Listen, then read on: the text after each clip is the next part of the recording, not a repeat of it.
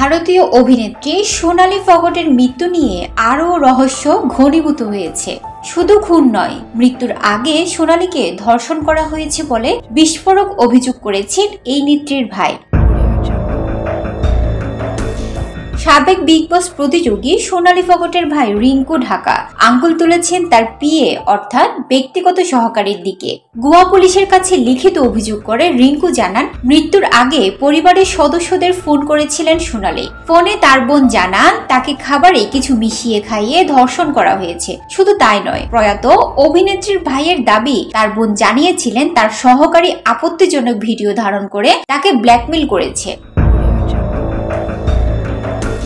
পরিবারের অভিযোগ, সোনালীর ব্যক্তিগত সহকারী সুধীর ৩ বছর আগে থেকে এইভাবে বিজেপি নেত্রীকে ব্ল্যাকমেইল করে শোষণ করে আসছিলেন। ভিডিও ফাঁসের ভয় দেখিয়ে করতেন অশালীন কাজ।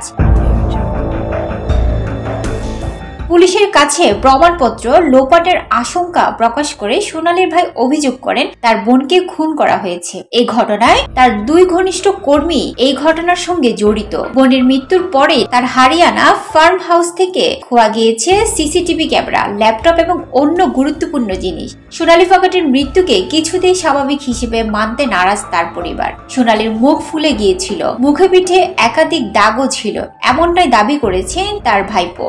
ফলে চিকিৎসকরা যতই বিজেপি নেত্রীর মৃত্যুর কারণ হিসেবে হৃদরোগকে দায়ী করুক না কেন, পরিবার তা মানতে নারাজ। জানা গেছে, মৃত্যুর ঠিক কয়েক মুহূর্ত আগে একটি রেস্তোরাঁয় খেতে গিয়েছিলেন তিনি।